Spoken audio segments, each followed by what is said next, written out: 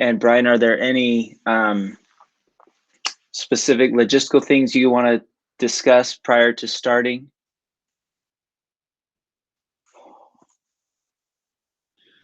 I think the main thing is keep yourself muted until you're talking. Generally, we want to keep the discussion to committee members and those who have submitted conflict of interest forms, disclosure forms, so that we know who's speaking and we have individuals on the agenda. If someone does want to give public comment after those on the agenda, then we just need to make sure we get a conflict of interest statement after the fact, and maybe let us know through the meeting chat that you would like to give public comment. Again, there's a lot on the agenda today, so it would be time permitting if that's the case. Okay, sounds good. Well, then we'll go ahead and get started. Thank you all for joining our non-traditional meeting today. It's kind of interesting to do all this for the first time, at least in my time here, to do it remotely. And as Brian said, we do have a quorum, so we'll go ahead and get started. The first thing we have on the agenda is to review the minutes from the previous meeting, which was back in November. So if everybody's had a chance to look them over,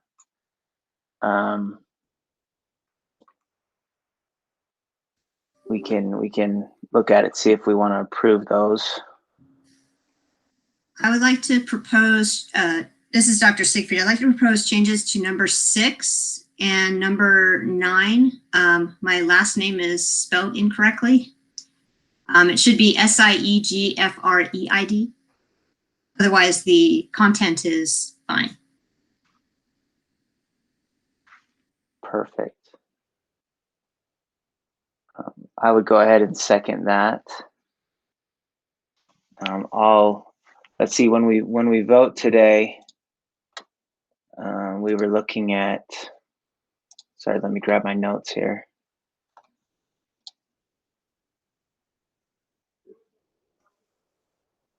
We'll call out all that are in favor and all opposed, and then I'm going to ask if there's any abstentions. And so if you abstain, go ahead and say your name and that you abstain, and then we'll be able to track that way. And so, and if you're opposed as well, you would say your name first as well.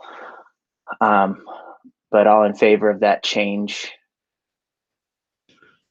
Aye. All opposed? Aye. Okay. All opposed? And do we have anybody abstaining?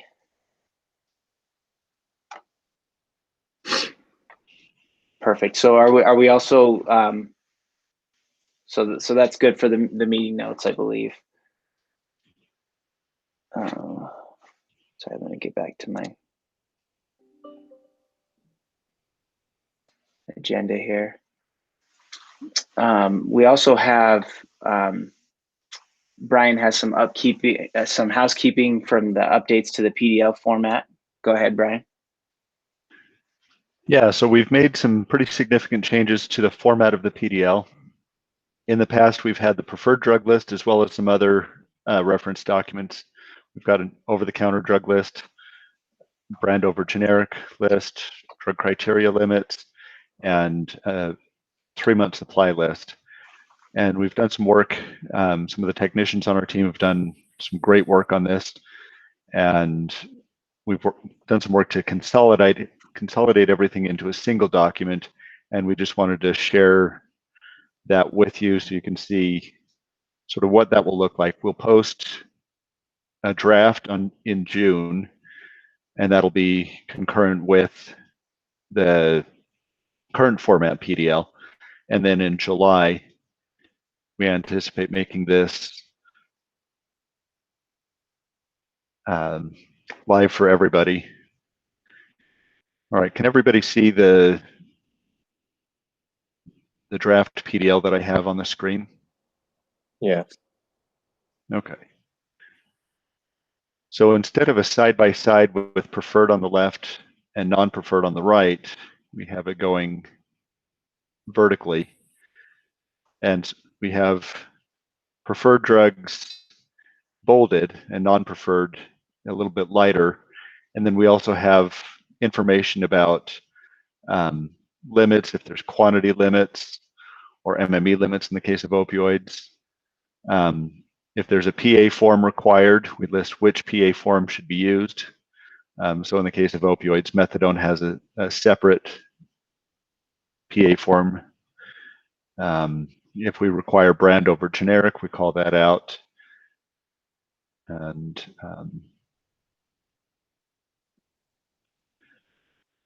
yeah, the hope is that this will be easier to follow than our current format of having several different documents.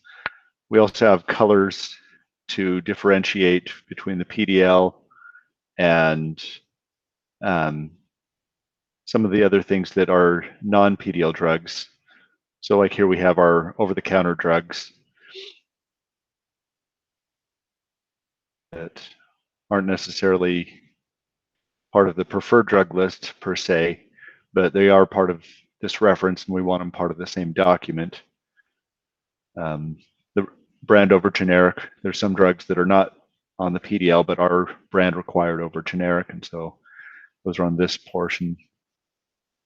And the 3-month supply. One other thing I'd like to mention on the 3-month supply is 3-month supply doesn't mean the same thing for every drug. For most things, it's 90 days. But contraceptives, for example, let's see if we can get there with a search.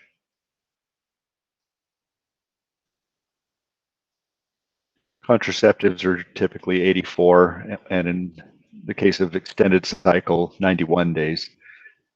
And so there are those differences.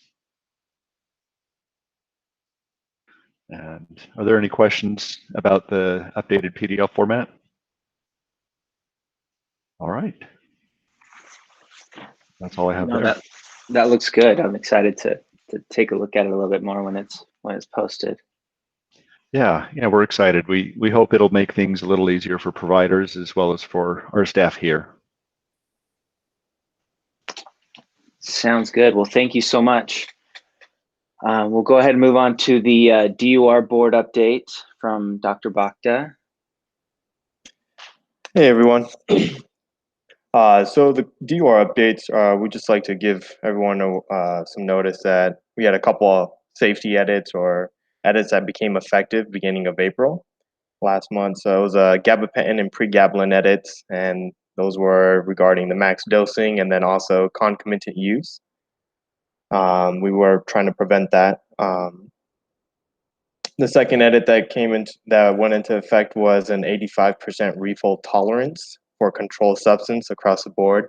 A little history to that is Schedule 2 or opioids, they were actually at 100% refill tolerance. So you have to use the entire prescription in order to get the next prescription. And non-C2s were scheduled, they had a refill tolerance of 80%. So now what we did was we just wanted to keep it consistent across the schedules. So we did 85% refill tolerance. And so that became effective last month as well. Next month, last week, we actually went over a couple PAs, a Spravato PA, and then next month, we will be going over Ribelsis, the oral GLP-1, and then we'll be also talking about abortive migraine therapies. But that's all it is on the DUR aspect. Thank you. Thank you for that. Is there, when you're talking about the 85% refill rule, is there anything saying, over 3 or 6 months that they're, that it's going to push that out later? So, if somebody's filling their Adderall at 85%, for 6 months, does it then say after 6 months, hey, now we're looking at, you need to use 90 to 95% of that supply before we keep letting you get it early? No, that's a great question. At this point, we have not discussed that, but I can address that. I'm sorry, Mo. yeah. Let me step in. Sorry. Yeah, definitely. Yeah, our system today, I mean, it's a great question, actually, but the system does not support what's called a refill accumulation edit, which means if you're chronically picking it up at that 85% threshold, that it accounts for the fact that you have leftover pills. That is something we're getting ready to post an RFP for a new point of sale system. Hopefully we'll get that posted in the next couple weeks. And that is some of the programming we're requesting in our new system. But to address your question about that chronic early fill, we don't have that programmed in our system today. Okay. Very good. Well, thank you so much.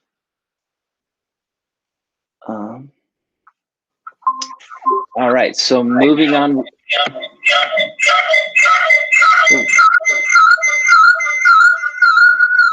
have to remind everyone to mute their microphones.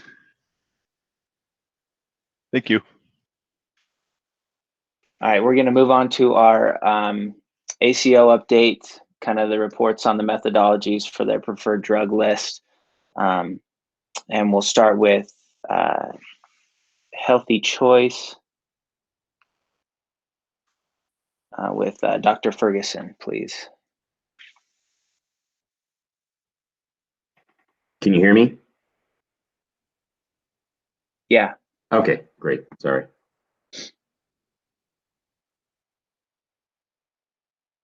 Just gonna pull up this here.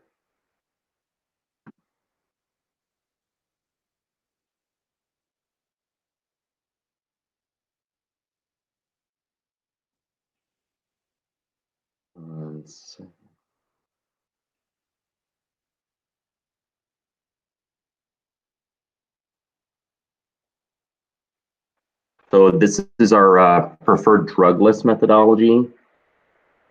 And in accordance with similar to what we have done before, direct input with Steward Healthy Choice Medical Management Committee, our P&T, our pharmacists, and our providers. Usually we review this PDL coverage with the file and how it compares with UDO's PDL.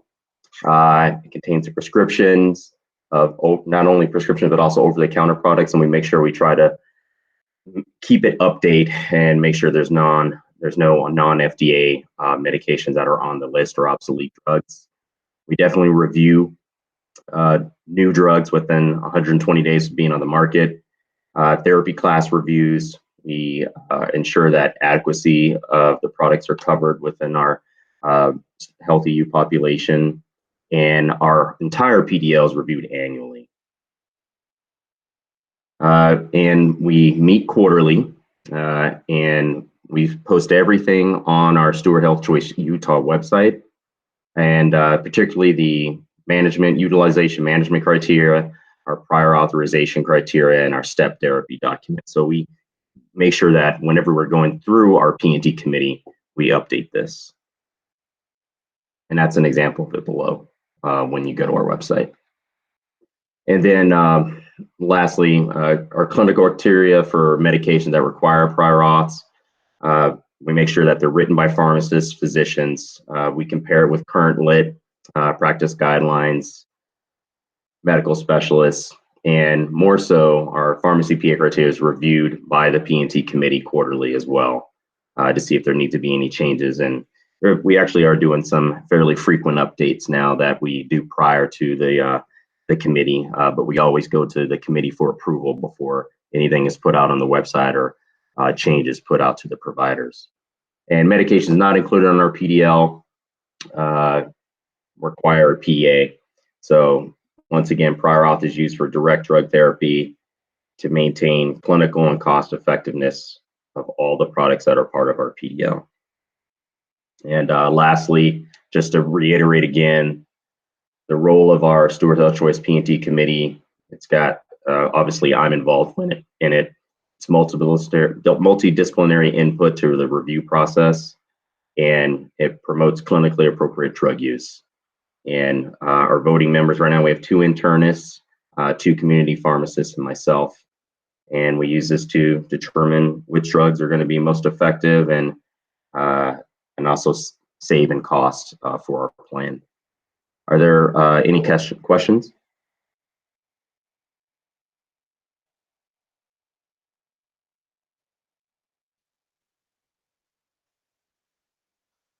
I'm interested in your management of the.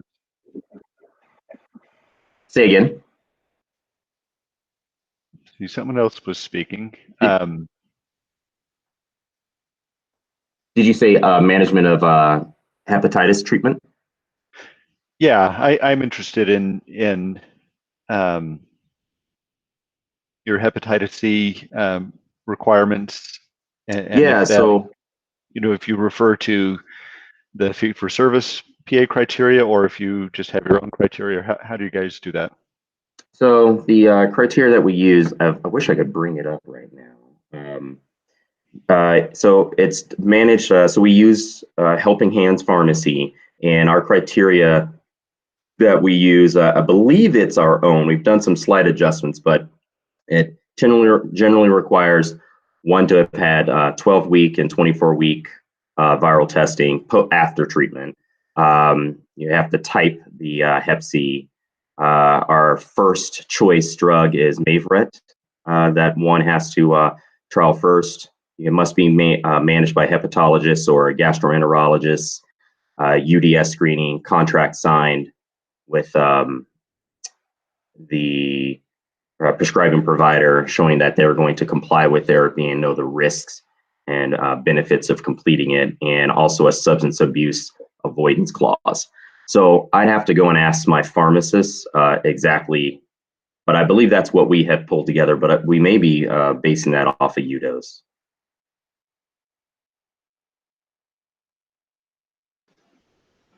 All right, thank you. Yeah. And did I stop presenting? I don't think my screen's up. I'm not as familiar with Hangouts. I don't see your PowerPoint anymore. Okay. Do you have more to present?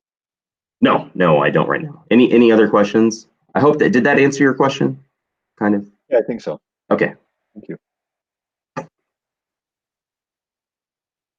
All right, thank you very much. We'll go ahead and move on to Healthy You with Dr. Britton. Thank you. Can you hear me okay? Yeah. Yes, thank you.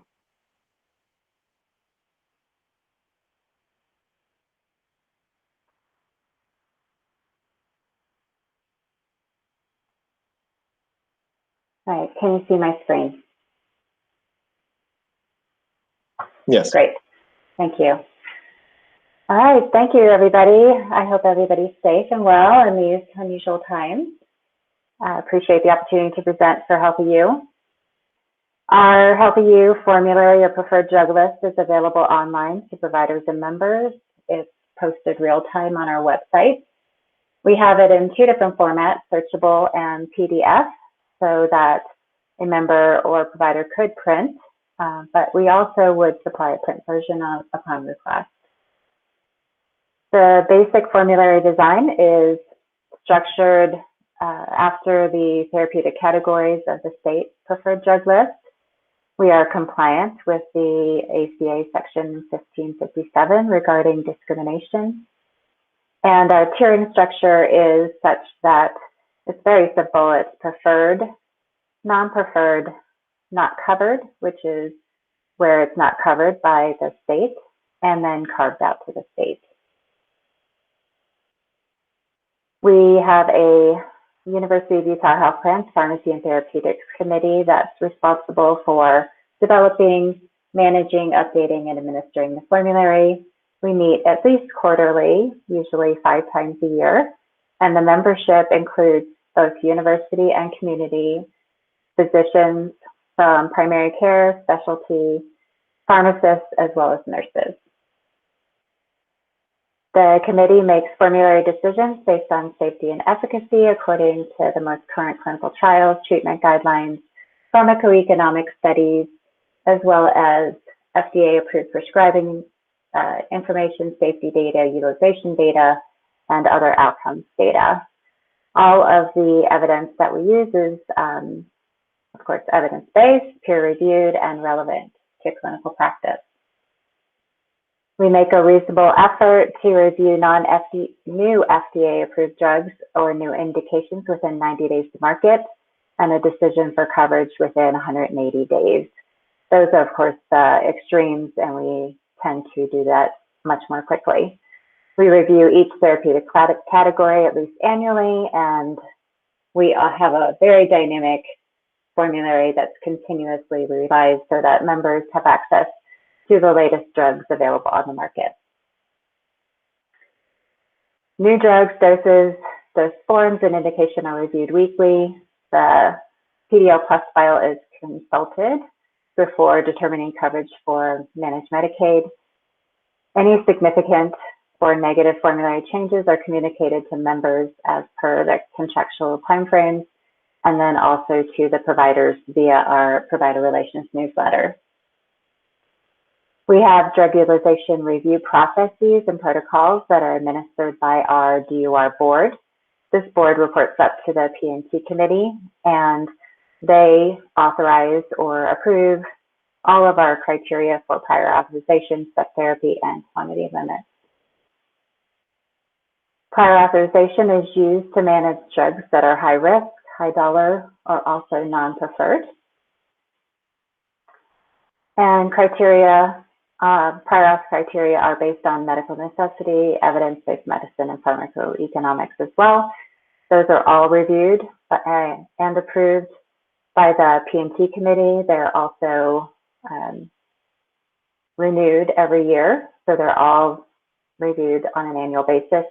They're posted online, and when we create these criteria, we consult subject matter experts in the community to ensure that we're considering local prescribing practices. Appeals is a formal process that we have in place for members.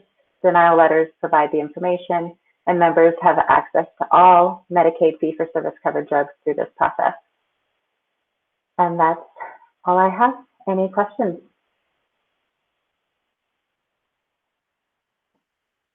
I'll just ask the same question I asked before about your hepatitis C policies.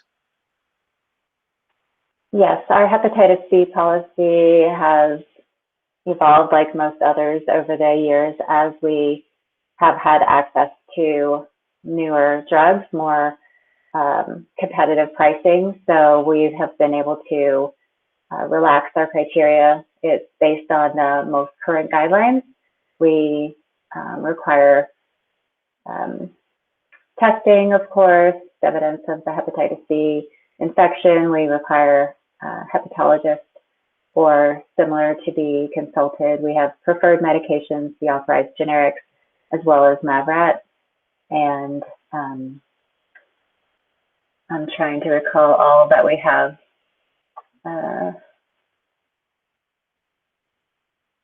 We also ask that the prescriber monitor that the member doesn't have other medical, psychosocial, and psychological comorbidities that could affect their life expectancy, but we don't have it as a barrier to treatment.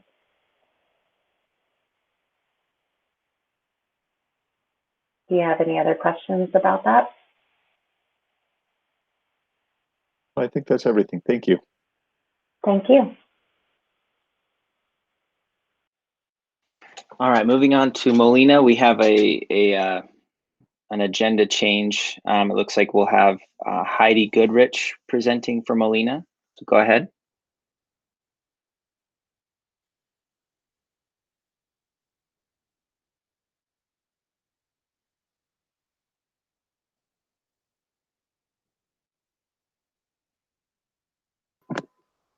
Sorry, can you guys hear me now? Yes, thank you.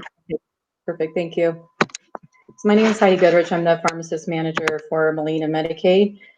First, a little information about Molina Healthcare, which is important to understand our formulary process. We are a managed care organization with a national presence. We offer Medicaid services in 13 states, which covers 4.5 million lives. Because of our multi-state presence in these different states, we have a national P&T committee This P&T committee handles the formulary management across our enterprise. Our P&T committee is comprised of 24 members, including doctors, pharmacists across different specialties such as primary care, internal medicine, family medicine, and other subspecialties. This committee meets quarterly, and although this is a national body, the 13 states are actively involved in the formulary management process, which feeds into this participation with the subcommittee and work groups that give input into the P&T. And so these different work groups that I'm a part of, we meet monthly to give input for our individual states for consideration for our P&T policies. The responsibilities of our P&T committee include formulary review, making decisions regarding formulary adds, modifications, deletions of drugs. Prioritization of reviews is based on disease prevalence within the Molina population, market events, safety concerns, and utilization trends.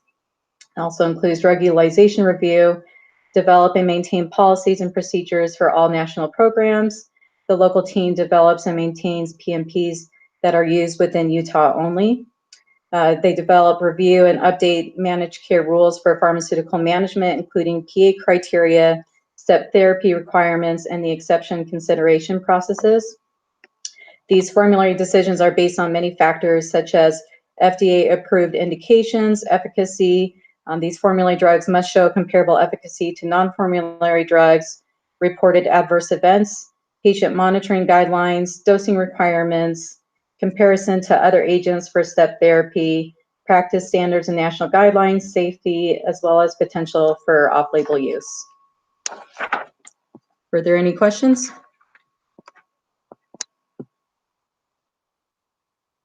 Just the same one I asked the other plans is, could you talk about your Hep C policies?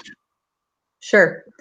Our hepatitis C policy was actually just updated within the last quarter, similar to what the other plans have mentioned. We also relaxed a few of our requirements and basically to follow AASLD guidelines very closely.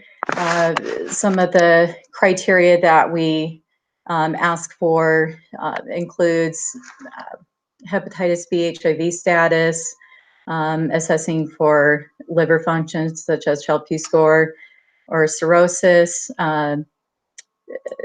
We also basically follow the PDL as far as the preferred drugs depending on the genotype and other criteria mentioned. Did that answer your question? Yes, thank you.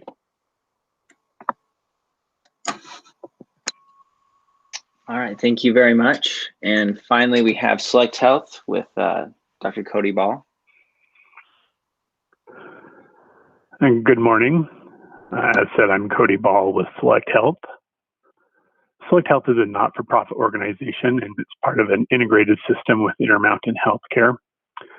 Select Health and Intermountain work together with shared clinical integration, shared clinical programs, as well as patient initiatives. The implementation of these programs is part of the strong commitment to provide patients with high-quality care, as well as demonstrate our commitment to the community to help people live the healthiest lives possible. In working collaboration, Select Health and Intermountain have developed and implemented clinical work groups, as well as care process models. Examples of these care process models include asthma, diabetes, chronic pain, acute pain. These care process models are reviewed and updated regularly. As far as coverage of the medications, Select Health has its own pharmacy and therapeutics committee. It is comprised of local practicing physicians and pharmacists from a variety of clinical specialties. And they use their clinical knowledge and expertise, as well as feedback from local physicians to be able to help make these decisions and determinations. Also with their local physicians and pharmacists, they understand the local trends and how their decisions will impact the patients.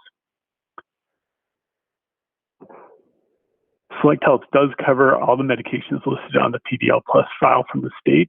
All new drugs that are approved by the Food and Drug Administration have a determination made by the Select Health P&T committee within 90 days of release onto the market, and the vast majority of these are reviewed within 30 days. A variety of factors are considered in the drug and medication class reviews. Some of these factors include clinical efficacy, where we look at the clinical trials, clinical guidelines, as well as get expert opinion and physician feedback. The safety of the medications, as well as appropriate access to the medications, the dosage forms, any special handling or special storage needs, considerations of special populations, as well as reviewing our current utilization and drug use evaluations. Select Health does understand public funds are used to support Medicaid members, and we want to make sure the funds are used appropriately for the benefit of Select Health community care members. Based on the decisions of the Select Health Pharmacy and Therapeutics Committee meeting, utilization management may include prior authorization, step therapy, and quantity limit restrictions for the covered medications. Utilization management may be added, removed, or modified as determined appropriate by the Select Health Pharmacy and Therapeutics Committee. We review each therapeutic category at least annually. For example, this month we reviewed the anti-diabetic medications as part of our P&T committee meeting. Next month we'll be reviewing the anti-inflammatory medications, as well as we regularly review all the other categories. Thank you for your time this morning. Is there any questions? Thank you, Dr. Ball. I'll just ask the same question that I've asked the other plans, is just to describe your hepatitis C policies. Yes, over a couple of years ago, we loosened our criteria. I think the biggest thing with our criteria is we're just making sure that asking that the medication is appropriate for the patient.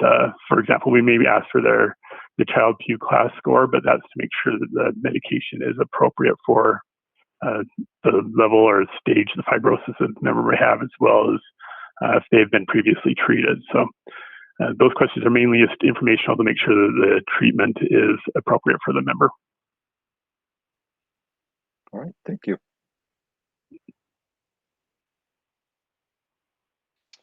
Very good. Well, thank you so much for all reporting on your giving us the ACO update. It's a few months we've been waiting for this one, so it's excited to finally have that completed.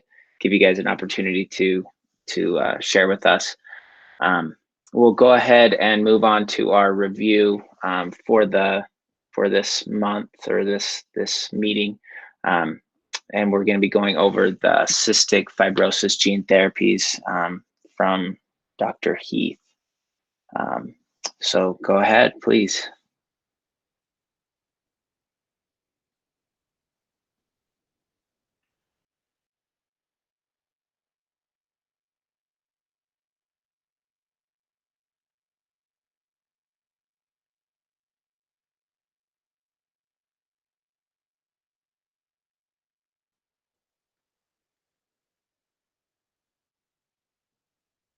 If you're speaking, you're muted and we're not hearing anything at this time.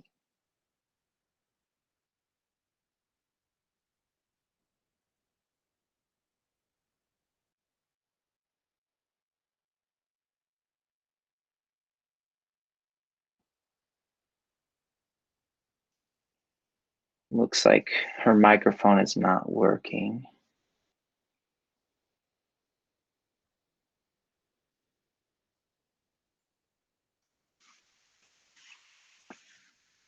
So, gonna troubleshoot for a minute.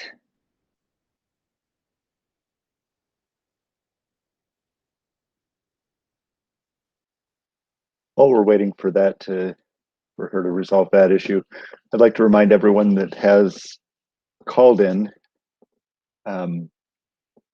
if you could please email us at medicaidpharmacy@utah.gov, just to let us know your name and that you're in attendance at the P&T meeting, just so that we have a complete list of the attendees for the meeting. Those who are joining via the internet, we can see your name, although I think there's one or two that it just shows a first name. So if that's the case for you, also please let us know.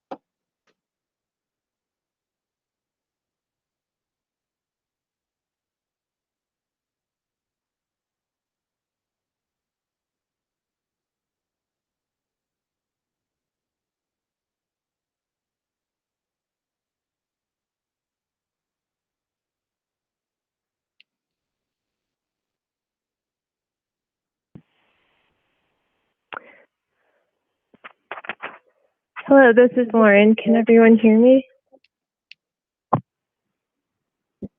Yes, Yeah. we can hear you now. My apologies about that. It's apparently some sort of settings issue on my computer with Google Hangouts. But to not delay things further, I'll get started with the presentation today. Okay. And do you have anything visual to present with it? I do not. Okay. Thank you. All right. Cystic fibrosis is a chronic, progressive, autosomal recessive disorder caused by mutations to the cystic fibrosis transmembrane conductance regulator, or CFTR, gene. It affects approximately 30,000 people in the United States. 2 copies of a cystic fibrosis causing CFTR gene mutations are needed to cause cystic fibrosis. The most common CFTR mutation is commonly referred to as F508del. Approximately 90% of all cystic fibrosis patients have at least one copy of F508del and another cystic fibrosis causing mutation. And about 50% of cystic fibrosis patients are homozygous with 2 copies of F508del. Cystic fibrosis disease characteristics are heterogeneous and may include impairment to multiple organ systems, including the lungs, pancreas, liver, intestines, and reproductive tract. Despite significant advances in care, cystic fibrosis has a significant impact on patient quality of life and results in a shorter life expectancy. CFTR modulators are the first class of cystic fibrosis treatments that target the underlying defect causing cystic fibrosis. Other cystic fibrosis standard of care therapies focus on symptom management and are used concurrently with CFTR modulators. The 4 CFTR modulators with U.S. approval include ivacaftor, brand name Kalydeco, and combination products lumacaftor and ivacaftor, brand name Orkambi, tezacaftor and ivacaftor, brand name Symdeko, and elexacaftor, tezacaftor, and ivacaftor, brand name Trikafta. Ivacaftor is the only CFTR potentiator exerting its effect by improving opening of the CFTR chloride channel. Lumacaftor, tezacaftor, and elexacaftor are all CFTR correctors that help improve trafficking of the F508del CFTR protein by improved folding, processing, and/or delivery to the cell surface. Approved indications for CFTR modulators vary based on genotype and age. Table 1 on page 7 of the report summarizes the genotypes and youngest age with FDA approval for each CFTR modulator. Ivacaftor is approved for the youngest age group, 6 months or older, and is indicated for genotypes responsive to ivacaftor.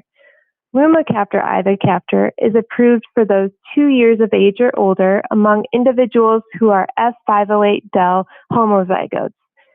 Tezacaftor ivacaftor is approved for individuals 6 years of age or older who are either F508del homozygotes or who have at least one CFTR mutation that is known to be responsive to tezacaftor ivacaftor.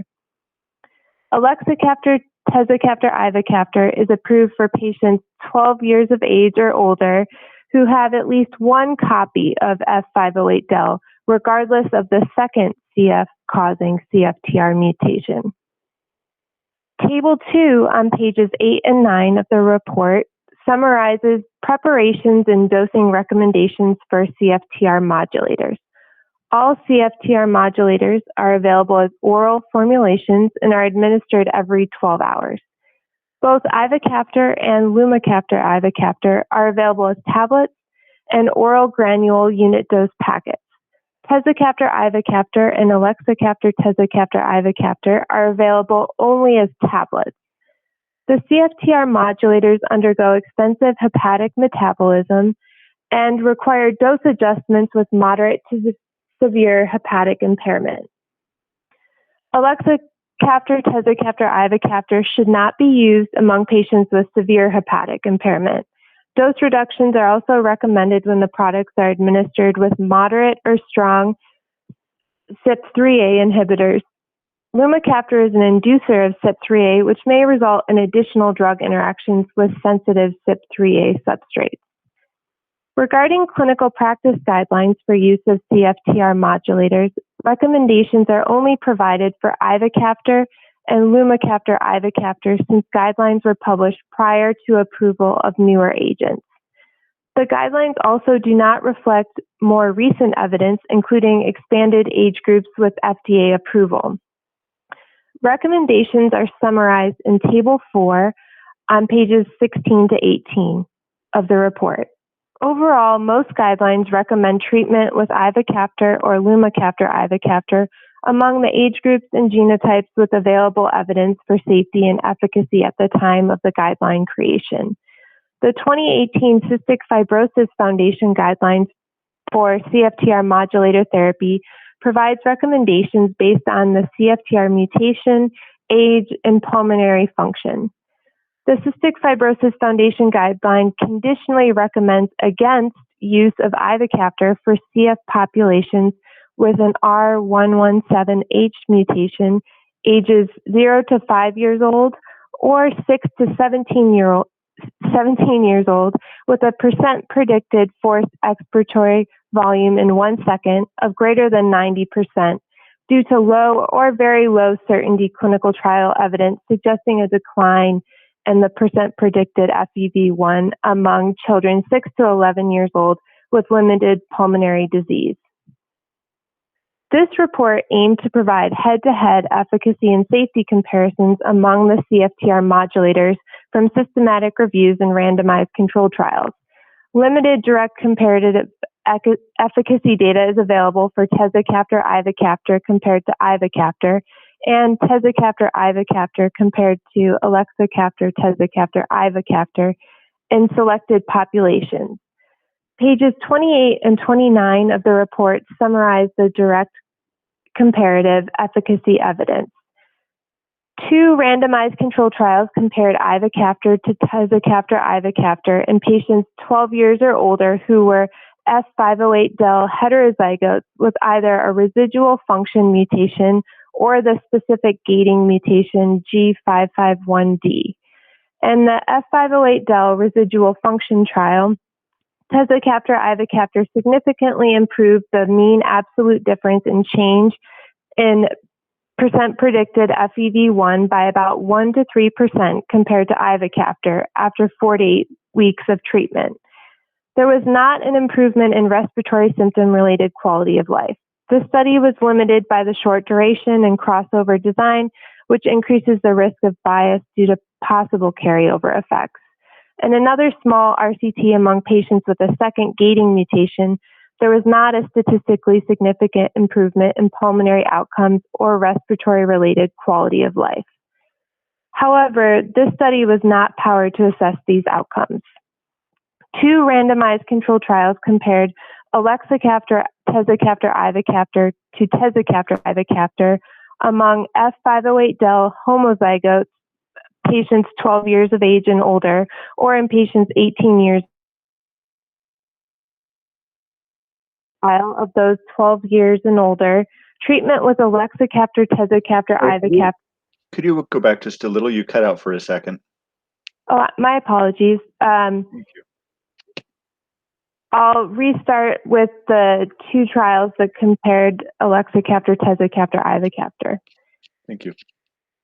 2 randomized controlled trials compared elexacaftor tezacaftor ivacaftor to tezacaftor ivacaftor among F508del homozygote patients 12 years of age or older, or in patients 18 years of age or older.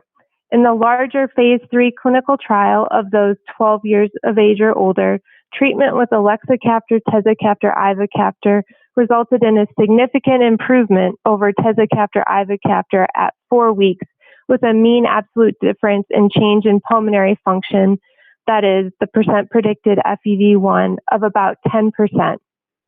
Respiratory symptom-related quality of life also improved. Regarding safety information, Table 9 on page 30 of the report summarizes the most common adverse effects of CFTR modulators. Common adverse effects reported among CFTR modulators include headache, upper respiratory tract infection, diarrhea, dizziness, and rash, among others. Most adverse effects in clinical trials were characterized as mild to moderate. Serious adverse effects included pulmonary exacerbations, which often occurred more frequently with placebo, rash, hemoptysis, small intestinal obstruction, creatinine kinase elevation, and liver-related adverse effects. The short-term comparative trials overall demonstrated similar rates of adverse effects. Table 10 summarizes warnings and precautions from product labeling for CFTR modulators. Warning and precautions include the risk of transaminase elevations with or without bilirubin elevation, cataracts, and concomitant use with CYP3A inducers. Labeling for elexacaftor, tezacaftor, ivacaftor also has a warning for concomitant use with CYP3A inhibitors. Head-to-head safety data is not available for lumacaftor, ivacaftor compared to another CFTR modulator, but lumacaftor, ivacaftor may have a less favorable safety profile. Additional warnings for lumacaftor, ivacaftor include the risk of liver failure and death among patients with advanced liver disease, abnormal respiratory events including impaired respiration or chest discomfort, particularly in patients with worse lung function, increased blood pressure, and menstruation-related adverse effects. Regarding preference of CFTR modulators for the Utah Medicaid preferred drug list, the P&T committee should consider differences in the specific genotypes treatable with CFTR modulators, as well as the age groups with evidence supporting safe use. The following is a summary of selected differences based on approved genotypes and age groups for two broad CF patient groups. Among F508del homozygotes, lumacaftor ivacaftor is approved for the youngest age, 2 or older. There is compelling short-term head-to-head evidence that suggests greater efficacy of elexacaftor, tezacaftor, ivacaftor compared to tezacaftor, ivacaftor among patients 12 years or older. Among F508del heterozygotes with a residual function mutation, tezacaftor, ivacaftor may be slightly more effective in improving the percent predicted FEV1 compared to ivacaftor, though it is debatable whether the absolute difference of 1 to 3% is clinically meaningful. In this population of heterozygotes, ivacaftor is approved for the youngest age group, greater than 6 months old, if the second mutation is responsive to ivacaftor. Otherwise, tezacaftor, ivacaftor is approved for those 6 years of age or older with responsive mutations. Ivacaftor is also indicated among those with sensitive gating mutations. Although only approved for CF patients with ages 12 years of age or older, elexacaftor, tezacaftor, ivacaftor is approved for the broadest group of F508del heterozygotes, as the second CFTR mutation can be of any type. Regarding utilization of CFTR modulators among Medicaid fee-for-service pharmacy claims data between 2017 and January 2020, 8 total patients utilized a CFTR modulator. Patient utilization was similar across agents, with slightly more use of ivacaftor and lumacaftor ivacaftor. However, keep in mind that tezacaftor ivacaftor and elexacaftor tezacaftor ivacaftor were not available in each year of utilization data. Of the patients with claims for a CFTR modulator, most patients were adults. The Utah Medicaid preferred drug list currently does not include the CFTR modulator class. However, there is a drug-specific prior authorization in place for each agent. That is the end of the presentation. Thank you for your patience with the connectivity issues.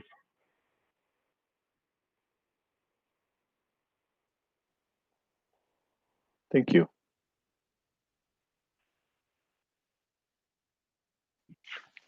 All right, thank you very much. Next, we have Dr. Jeff Zobel from Primary Children's Cystic Fibrosis Care Center. to share. Can you hear me? information with it. Yes, Yeah. thank you. Okay. So yeah, thanks for the presentation, Lauren. That was very good, very comprehensive. From what we see at Primary Children's and the CF Center there, all these medications have a place. They all work. We see great benefits from them, especially with ivacaftor and tezacaftor, the elexacaftor, tezacaftor, ivacaftor. Those two agents are considered highly effective CFTR modulators. The patients, since we've added the elexacaftor, tezacaftor, ivacaftor to patients, our admissions at Primary Children's has drastically reduced. Even with COVID-19, we've only had 4 admissions to the hospital since the beginning of COVID-19. And none of those patients were eligible for elexacaftor, tezacaftor, ivacaftor. Every patient we've started on those had frequent hospitalizations. Their PFTs have increased even more than the clinical trials that we've seen, and their symptoms have completely resolved. We're not seeing mucus. Their mucus actually liquefies, so we don't even actually see them cough up anymore, and we are starting to now back off on therapies. So some of these patients have gone from twice daily Dornase alpha down to once a day. Some of them who are on 2 of the antimicrobial, anti-pseudomonal inhaled antibiotics, maybe going down to 1. So we're seeing significant improvement with the advent of the elexacaftor, tezacaftor, ivacaftor combination. We are in patients over 12 right now. We are switching those patients, a lot of them from the other agents, the lumacaftor, ivacaftor, and the tezacaftor, ivacaftor, to the elexacaftor triple combination because it has been shown more effective in the clinical trial with head-to-head with the Tez-Iva. And we've just, from a symptom-based management and improvement in lung function, there's no comparison. They are a very effective agent. So we agree with what Lauren has put in there for to have on the Medicaid formulary, to have based on mutation as well as age stratification for each of the agents.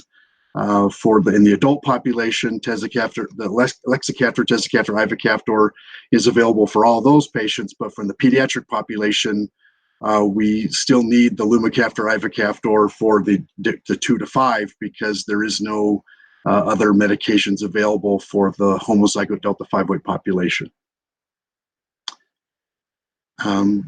Side effects we've seen, we do monitor them frequently. We do not just prescribe these willy based on we have to go through a strenuous process that we do. We make sure their mutation is correct. Eye exams are in place and monitoring eye exams yearly. Function tests. Sorry, you cut out for a minute. Are you still speaking?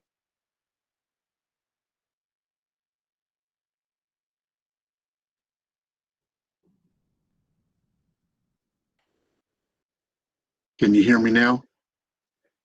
Yes, that's better. Thank you. Sorry. So in terms of monitoring, we do monitor these patients frequently with liver function tests every 3 months in the first year of starting, and then annually, as well as annual eye exams in the pediatric population. So we follow these patients quite frequently and see them in clinic. Even with COVID-19, we're having them do liver function tests and eye exams and having them report back to us.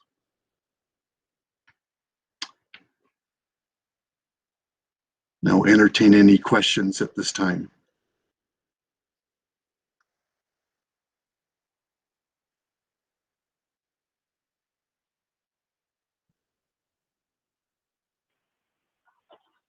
Yeah, this is Joe Busby from one of the pharmacists with the state. I may have missed it, Jeff, but heterozygous younger kids, what do you guys think is the best treatment? Those under 12. So for right now, tezacaftor, ivacaftor is not FDA approved for under 12. There is a current clinical trial being done for ages 6 to 11. With results have not been submitted yet to the FDA. The trial is not finished yet. So for on those patients, we look at if they are eligible for ivacaftor. We will prescribe it for those patients, but for other heterozygote population, we are currently not able to prescribe any medications at this time. But looking forward to the triple combination being approved as they extend it down as they're currently studying it right now. Thank you.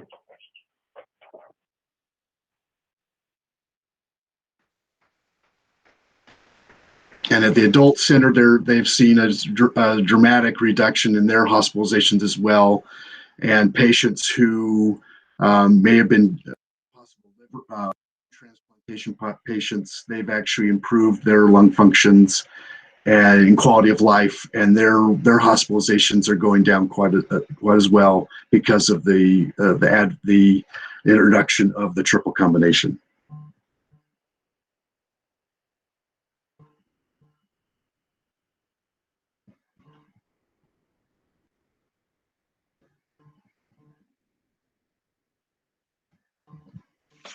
Great, thank you very much. Any other questions for Dr. Zobel?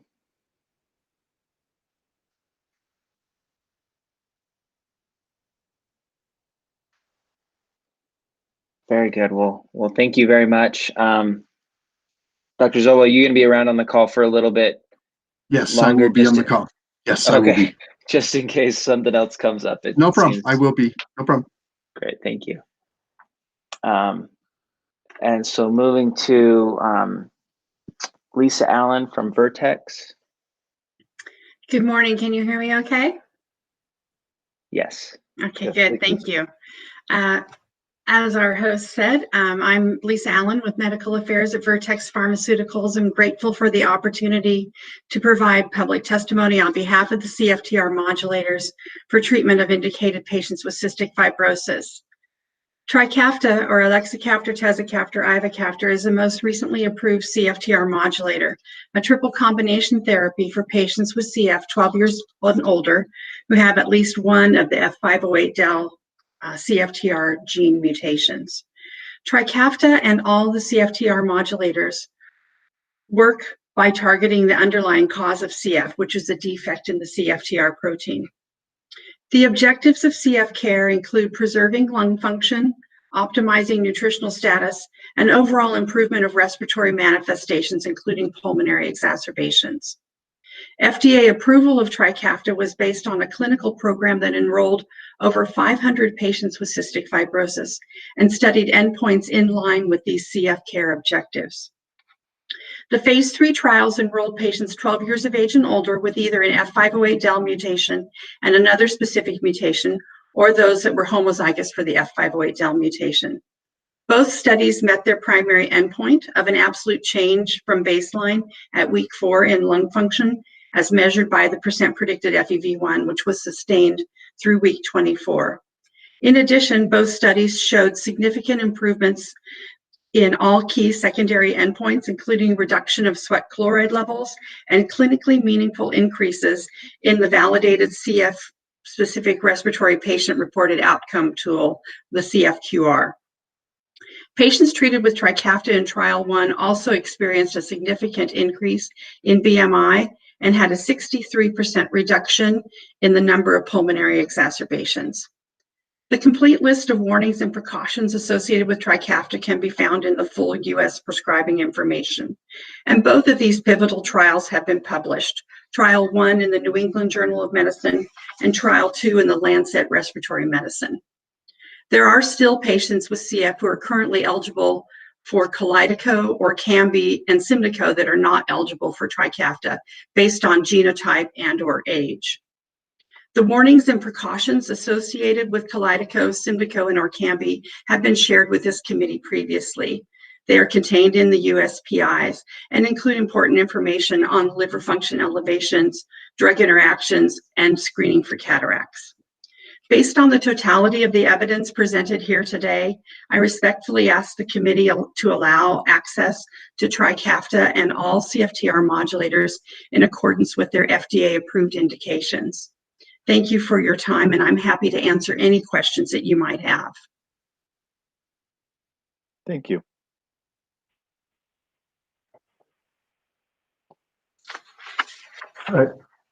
Dr. Allen, again, this is Joe Busby, one of the pharmacists with the state. Any unpublished data or research that you can share that may not be labeled yet, again, on the treatment of children under the age of 12? Dr. Zabel referenced that a trial was underway with TRIKAFTA for kids, I want to say 6 to 12, or maybe it was 5 to 12, but any of those you can discuss. If you're not at liberty, we understand. There is basic information available that I am able to share with you. As Dr. Zabel said, the 6 to 11-year-old study in TRIKAFTA is nearly finished. Enrollment has been complete. The patients are either F508del homozygous or they are F508del minimal function heterozygotes. And it is primarily a safety study for its primary endpoint, but we are collecting also some secondary endpoints that will point to the efficacy in the patient population.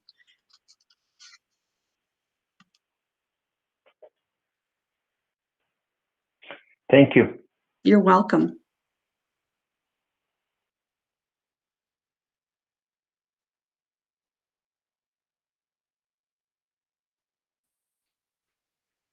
Any other questions?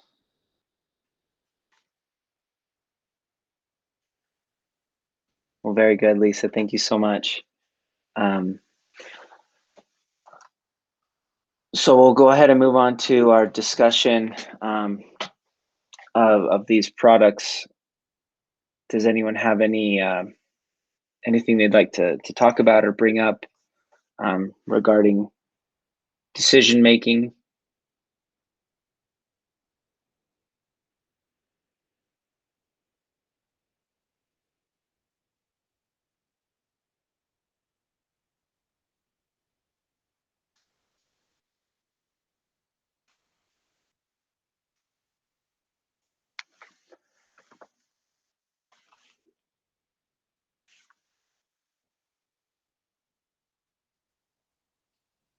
I think this is an exciting class of drugs. It's great to hear about them and to see the new developments as they continue to progress. And I'm excited to see what the future holds with these drugs. That said, I think it would be valuable for us to be able to manage these drugs through the preferred drug list as well.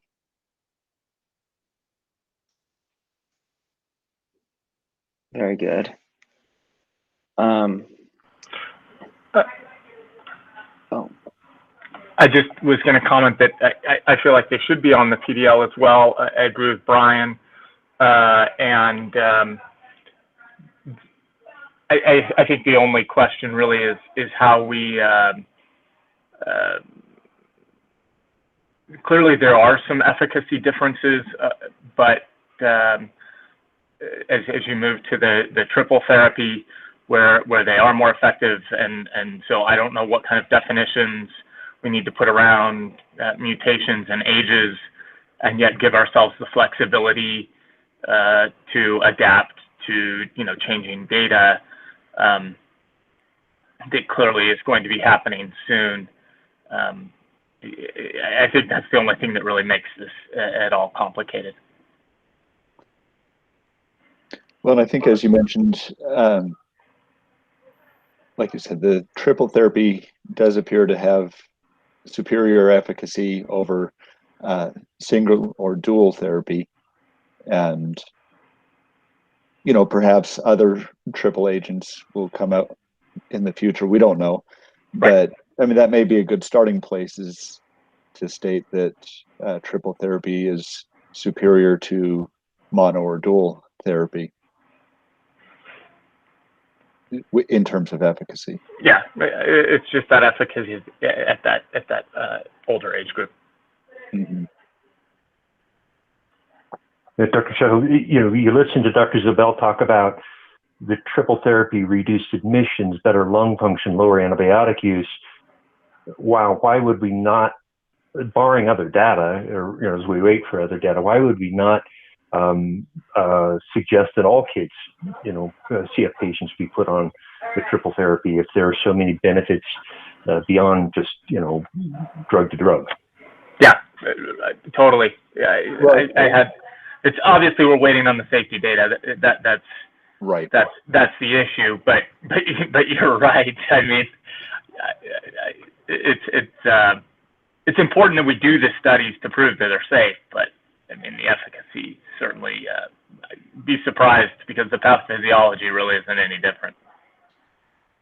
And in a comment on that, there is no dosage forms right now available for the under 12. So there, when we looked at the tezacaftor, ivacaftor, when it went down to 6 last year, they actually changed the dose based on weight. So 30 kilograms, there's a lower dose, higher dose. So there probably will be a different dosage, maybe a tablet, maybe a lower form, of the Tez-Iva that is safe under probably the 30 kilogram age group. So yes, we're looking forward to it coming out, but we follow what the FDA labeling does. We don't want to do something that without. We have lots of patients who would want to get it right away, but we have to wait.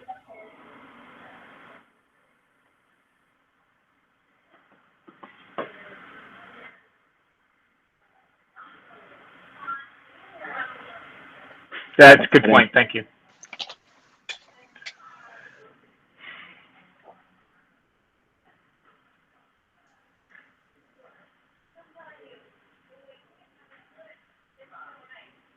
So Jeff, you said that you guys are switching everyone 12 plus over to, the triple therapy. Are there any people that you're specifically not switching over that you would consider to not switch over? We've even switched patients who are on ivacaftor over if they are heterozygote delta 508. We have some patients who just have one copy, like their G551D, and then they have some other one, so they can only get ivacaftor. So those patients we are not switching over. If they have one copy of Delta 508, we are switching all of those patients over, because when you look at the standpoint, if they're a homozygote Delta 508, there's no reason to not switch them to Trikafta, unless there is some other thing. Like in the adult population, they actually found, and we've seen in some of the pharmacy listservs across the country, in the CF pharmacy listservs, there are some patients who are not tolerating the Trikafta due to either liver function, and so they wouldn't be even on a modulator at all. I mean, some patients, we've tried them on it and they just can't tolerate it. Their liver function, their LFTs shoot up, or they are have an allergy. We've actually seen at the adult center, we've had some patients that had to desensitize to Trikafta, and it might be due to the ivacaftor component. We don't know, but there's some instances where we've not been able to switch them. But all of our patients at the primary children's center, everyone who is 12 and above who could qualify, we have put them on it. But we do look at adherence. We do look at other things. If they're not taking their other therapies, we scrutinize everything. If they're not taking their other standard therapies, why would we add this therapy on board? So we're educating them, working with those patients to get them doing their other therapies and then putting them on it. So we have some who are still not on it, but majority, we've got, I think right now, 70 patients on the elexacaftor, ivacaftor, tezacaftor, and the adult center, I think they're up to almost 90% of their patients who are eligible are on the triple combination.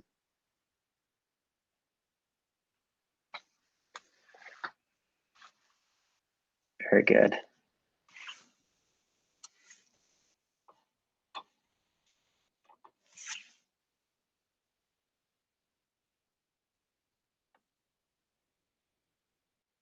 Well, maybe I'll just start us off with an initial motion that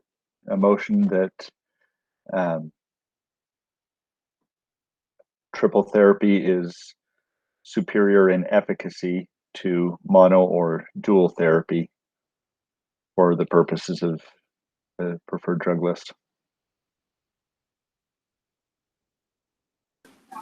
I'll second that motion, Brian. Do we need to put an age on that, or?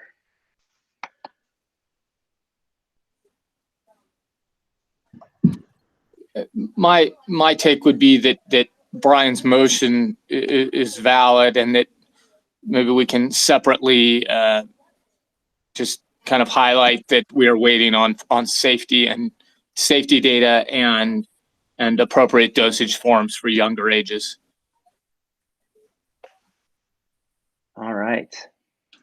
If that sounds good.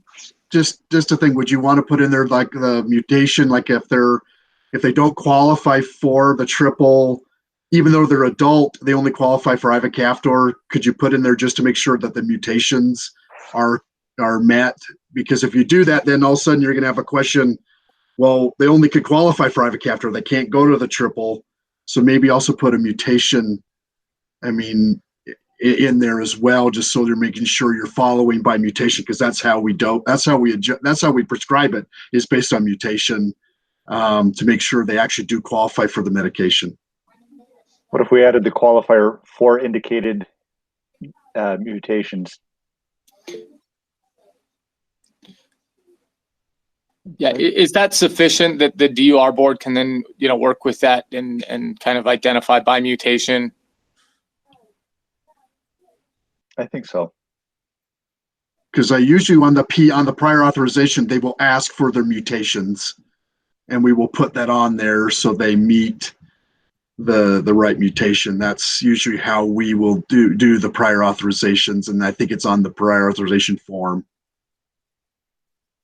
So Brian, do you want to restate your amended motion? Yes. So I'll amend the original motion to read triple therapy is superior in efficacy to mono or dual therapy for indicated mutations for treatments of cystic fibrosis. I'll second that again.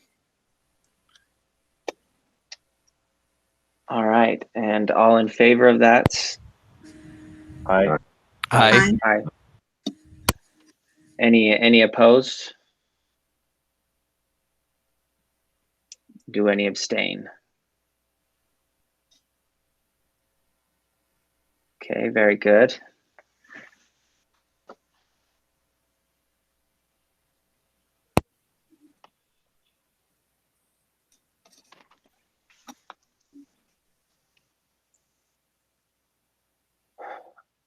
All right, so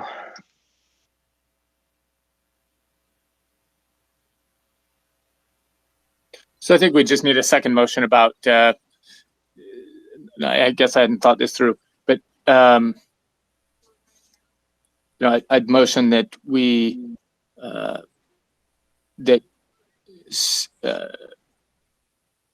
safety is, these various options, the mono, double, and triple therapy are equally safe for inclusion on the PDL, but we are still awaiting further data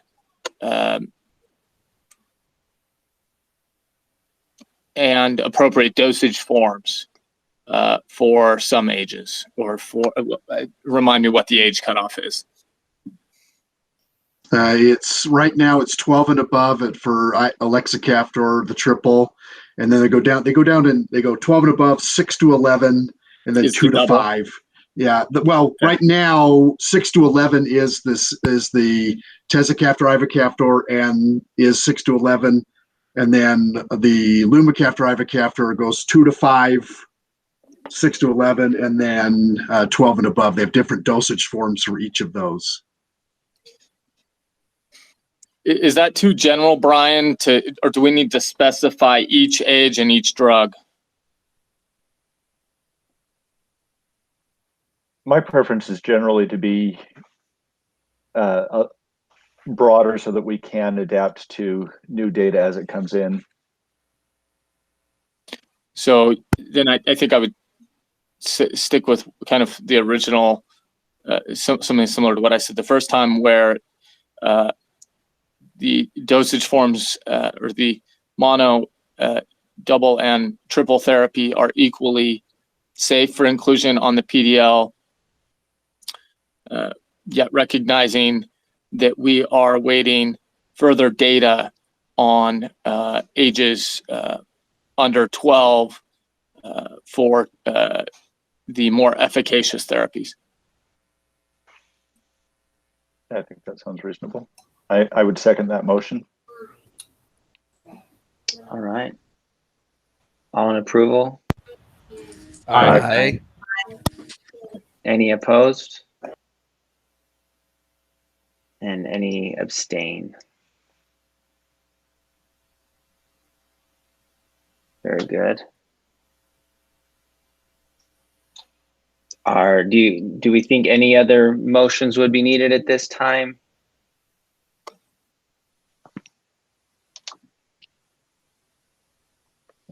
I think we've got a good base to start with.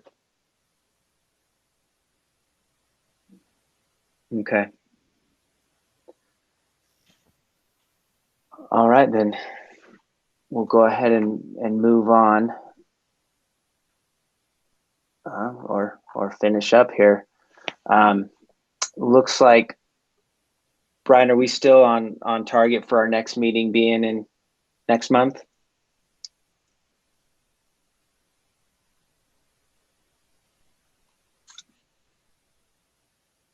Sorry, it wasn't letting me mute for a second.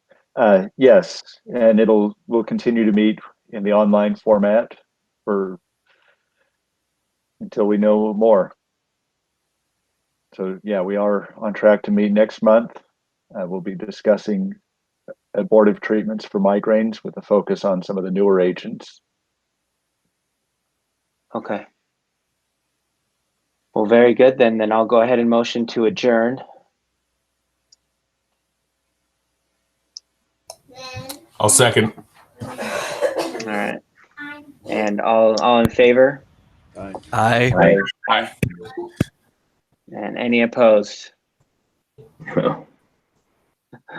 And any abstain? All right. Well, very good. Thank you all so much for coming and going through this with us today. It was fun and new, and look forward to doing it again next month. So, yep. Thank you, everybody. Thank you all. Great. Yeah. Thank you. Thank you. Thank you.